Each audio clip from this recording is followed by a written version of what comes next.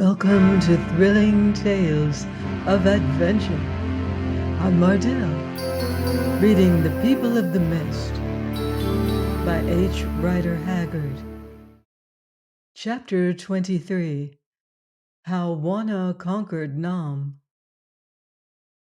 Still the silence endured, and still the moonlight grew, creeping lower and lower, till it shone upon the face of the seething waters, and except in the immediate shadow of the walls, all the amphitheater was full of it. Then the voice of Nam spoke again from far away, and Leonard looked to see whence he spoke. Now he saw Nam, attended by 3 priests, was perched like an eagle on the left palm of the Colossus, and from this dizzy platform he addressed the multitude.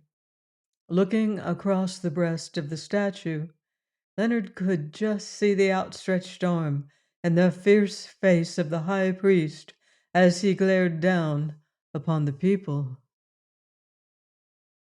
"Hearken, ye dwellers in the mist, children of the snake! Ye have seen your ancient gods, your father and your mother, come back to rule you and to lead you on through war to peace, to wealth, to power, and to glory. Ye see them now by that light, and in that place wherein only it is lawful that ye should look upon them. Say, do ye believe, and do ye accept them? Answer, every one of you, answer with your voice." Then a mighty roar of sound went up from the gathered thousands, a roar that shaped itself into the words, "We believe and we accept." "It is well," said Nam when the tumult had died away. "Hearken, ye high gods, O Akka and O Jal. Bend down your ears and deign to hearken to your priest and servant, speaking in the name of your children, the people of the mist. Be ye kings to reign over us. Accept the power and the sacrifice, and sit in the place of kings. We give you rule through all the land. The life of every dweller in the land is yours. Yours are their cattle and their goats, their city and their armies. For you the altars shall run red. The cry of the victim shall be music in your ears. Ye shall look upon him whom long ago ye set to guard the secret awful place, and he shall crawl beneath your feet. As ye ruled our fathers, so ye shall rule us, according to the customs which ye laid down forever. Glory be to you, O Akka, and to you, O Jal, immortal kings, forevermore." And in a shout that rent the skies, the great audience echoed, "Glory be to you, O Akka, and to you, O Jal, immortal kings for forevermore." Then Nam spoke again, saying, "Bring forth the virgin, that fair maid who is destined to the snake, that he may look upon her and accept her as his wife. Bring her forth also, who 12 months gone was vowed in marriage to the shape of stone, that she may bid her lord farewell." As he spoke, there was a stir behind the idol, and presently from each side of it a woman was led forward by 2 priests onto the little space of rock between its feet and the edge of the gulf, and placed one to the right of the altar and one to the left. Both these women were tall and lovely, with the dark and somewhat terrifying beauty of the people of the mist, but there the resemblance between them ended. She to the right was naked except for a girdle of snakeskin and the covering of her abundant hair, which was crowned with a wreath of red lilies. similar to the flower that the priest had given to Juana. She to the left, on the contrary, was clothed in a black robe round which was broidered the shape of a blood-red snake, whose head rested upon her breast. Leonard noticed that the appearance of this woman was that of extreme terror, for she shrank and trembled, whereas that of the flower-crowned bride was jubilant and even haughty. For a moment, the two women stood still, while the people gazed upon them. Then, at a signal from Nam, she who was crowned with flowers was led before the altar, and thrice she bowed the knee to the idol, or rather to Otter, who sat upon it. Now all eyes were fixed on the dwarf, who stared at the girl but made no sign, which was not wonderful, seeing that he had no inkling of the meaning of the ceremony. As it chanced, he could not have acted more wisely, at least in the interests of the bride, for here, as elsewhere, silence was held to give consent. "Behold, the god accepts," cried Nam. "The beauty of the maid is pleasing in his eyes. Stand aside, Saga, the blessed, that the people may look upon you and know you. Hail to you, wife of the snake!" Smiling triumphantly, the girl moved back to her place by the altar and turned her proud face to the people. Then the multitude shouted, "Hail to you, bride of the snake! Hail to you, the blessed chosen of the god!" While the tumult still lasted, the woman who was clad in the black robe was led forward, and when it had died away, she also made her obeisance before the idol. "Away with her, that she may seek her lord in his own place!" cried Nam. "Away with her! Her day is done!"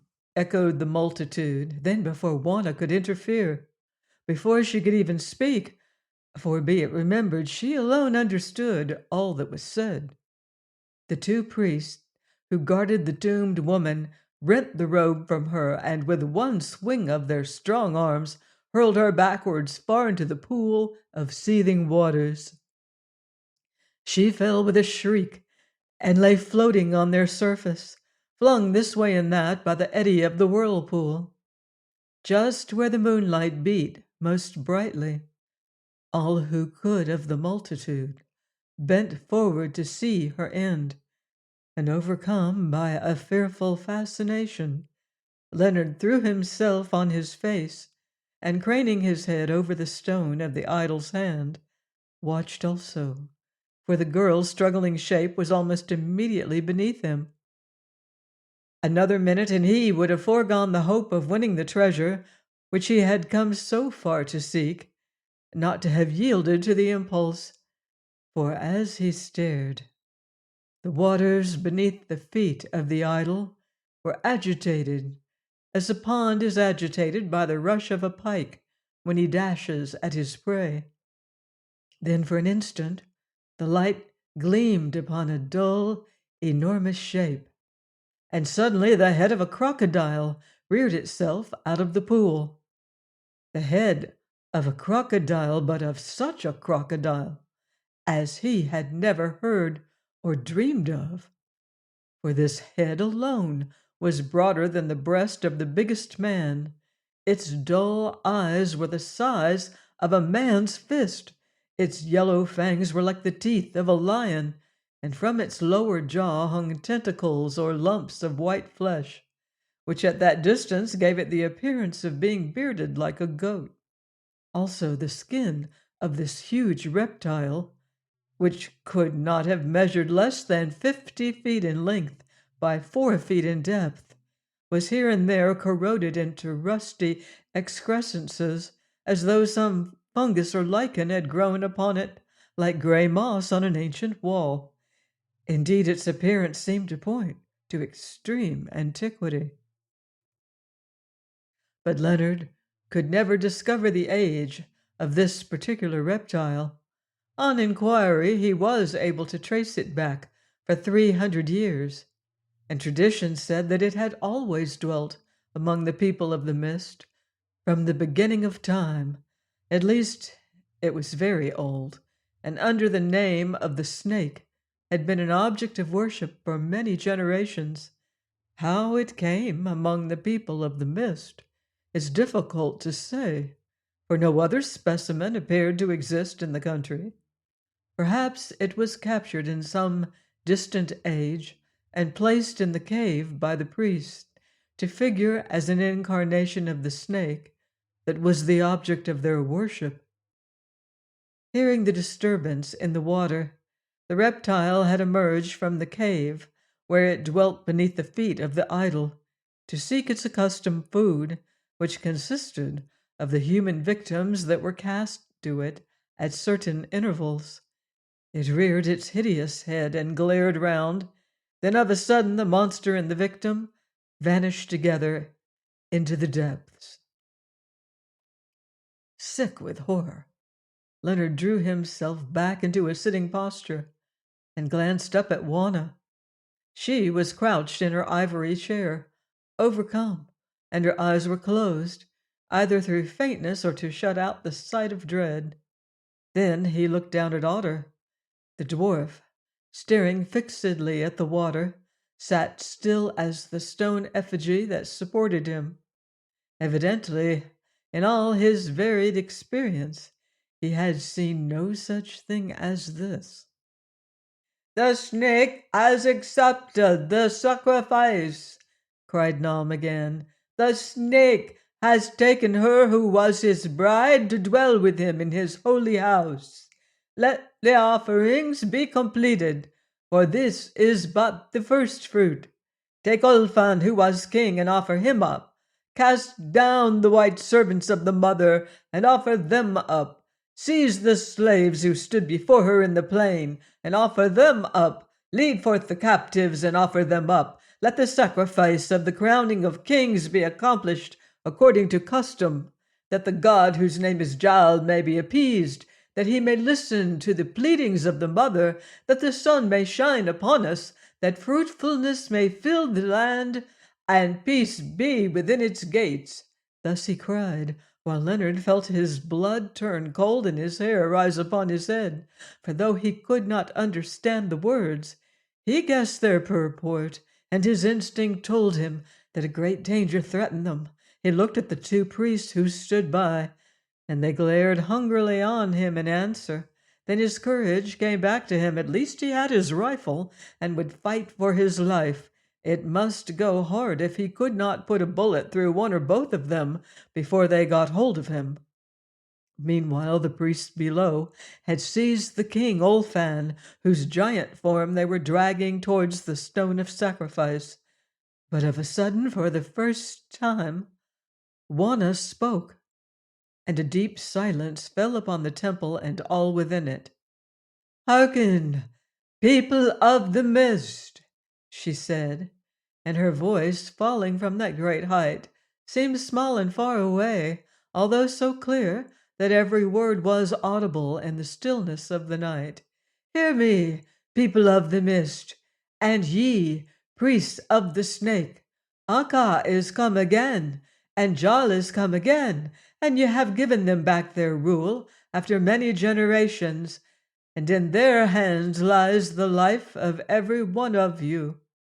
As the old tradition told of them, so they are, the mother and the child, and the one is clothed with beauty, the symbol of life and of the fruitful earth, and the other is black and hideous, the symbol of death and the evil that walks upon the earth. And ye would do sacrifice to Jal, that he may be appeased according to the ancient law, and listen to the pleading of the mother, that fruitfulness may fill the land. Not so shall Jal be appeased, and not because of the sacrifice of men shall Akka plead with him that prosperity may reign in the land. Behold, the old law is done away, and we give you a new law. Now is the hour of reconciliation. Now life and death walk hand in hand, and the hearts of Akka and Jal have grown gentle through the ages, and they no longer crave the blood of men as an offering to their majesty. Henceforth ye shall bring them fruits and flowers, and not the lives of men. See, in my hand I hold winter lilies, red and white. Blood red they are, and white as snow. Now the red flower, token of sacrifice and slaughter, I crush and cast away. But the white bloom of love and peace I set upon my breast. It is done. Gone is the old law. See, it falls into the place of the snake, its home. But the new law blossoms above my heart, and in it. Shall it not be so, my children, people of the mist? Will ye not accept my mercy and my love? The multitude watched the red blooms. As bruised and broken through the light and through the shadow, they fell slowly to the seething surface of the pool. Then it looked up like one man and saw the white lily set upon Wana's whiter breast. They saw, and moved by a common impulse, they rose, and with a sound like the rush of wind, and shouted, "Gone is the day of blood and sacrifice. Come is the day of peace.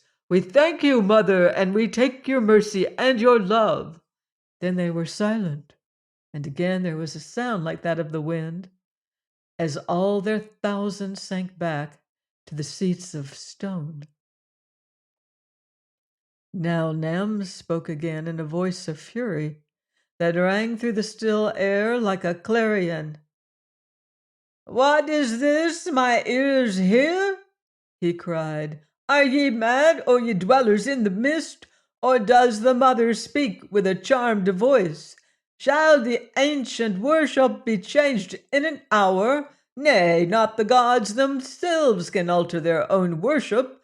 Slay on, ye priests, slay on, or ye yourselves shall die the dreadful death." The priests below heard, and seizing the struggling king, they cast him with difficulty down upon the stone. "Leonard, Leonard!" cried Juana in English, addressing him for the first time by his Christian name, as even then he noticed, but looking straight before her that none might guess to whom she spoke. "These priests are going to kill you and all of us except Otter and myself. If you can, when you see me point with my hand, shoot that man who is about to sacrifice the king. Make no answer." Leonard heard and understood all. Resting his back firmly against the thumb of the statue, he shifted his position a little so that the group below him came within his line of sight, and waited, watching Juana, who was now speaking again in the language of the people of the mist. "This I promise you, ministers of blood," she said, "if ye obey me not, ye shall indeed die the dreadful death, the death unknown. Hearken, my servant, who are named Deliverer," and she looked down upon Leonard, "and do my bidding. If one of these shall dare to lift his hand against yonder man, slay him swiftly as you know how." "Smite on!" screamed Nam. "Smite on, and fear not!" Most of the priests drew back affrighted, but one ruffian lifted his knife, and at that moment Juana pointed with her hand. Then Leonard, stepping forward, covered the priest's great breast with his rifle as surely as the uncertain light would allow. Unconscious of his danger, the executioner muttered an invocation. Now the knife was about to fall upon the throat of Ulfan. When fire and smoke sprang out far above him, the rifle rang and shot through the heart. The priest leaped high into the air and fell dead. Terror seized the witnesses of this unaccustomed and to them most awful sight.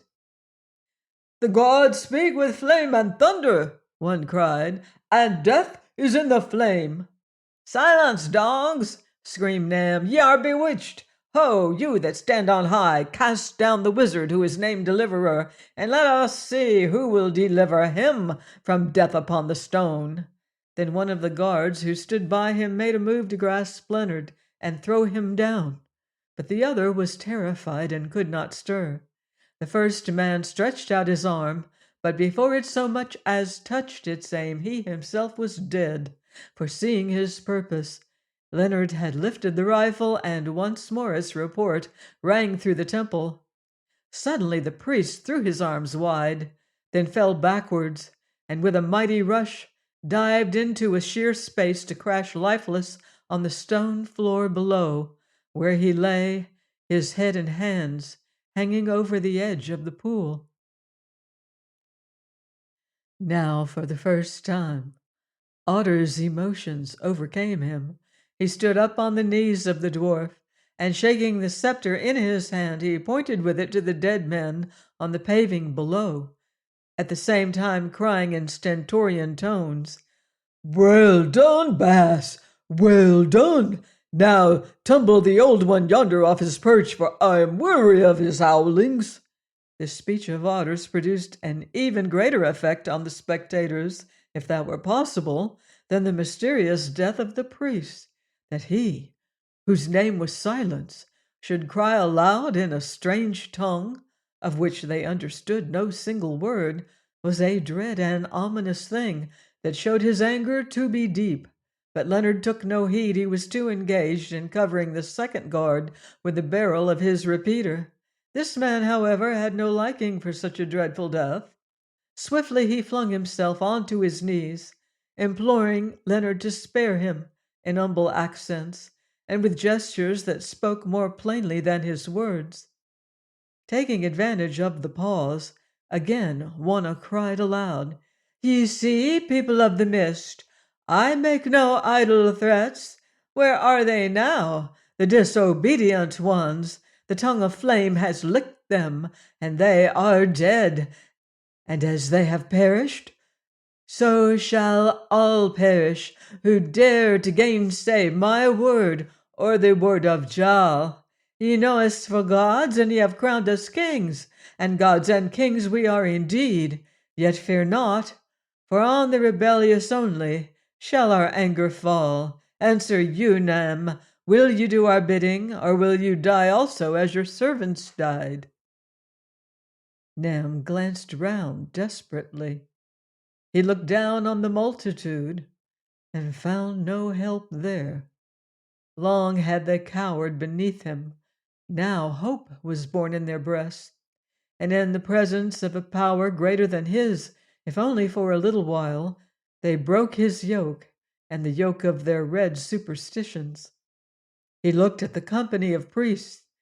Their heart was out of them.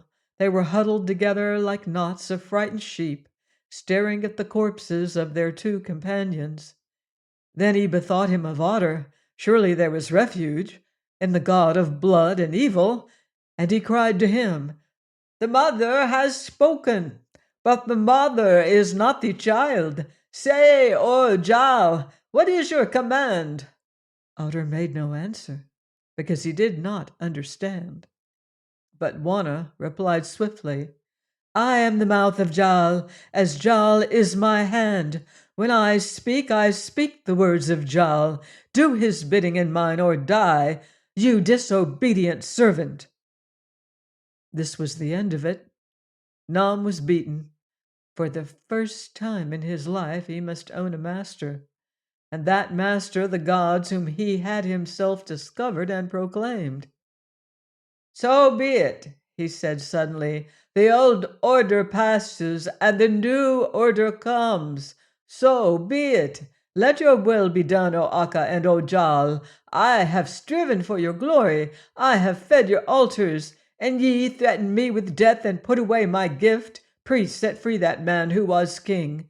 People, have your way. Forget your ancient paths. Pluck the white flower of peace, and perish. I have said." So he spoke from on high, shaking his clenched fists above his hoary head, and was gone. Then the executioners unbound the limbs of the ex-king and he rose from the stone of death. "Ulfan," cried one from on high, "you that were the king, we who have taken your kingship give you life and liberty and honor. See that in reward you serve us well, lest again you should lie upon that bed of stone. Do you swear fealty to us?" "Forever and forever I'll swear it, by your holy heads," answered Ulfan. "It is well. Now under us once more we give you command of the armies of this people, our children. Summon your captains and your soldiers. Bid those that brought us hither lead us back whence we came, and there set guards about us, so that none trouble us. For you are a people, for this time, fare you well, go in peace, to dwell in peace, beneath the shadow of our strength." Please join me next time for another exciting chapter of The People of the Mist by H. Rider Haggard, here on Thrilling Tales of Adventure.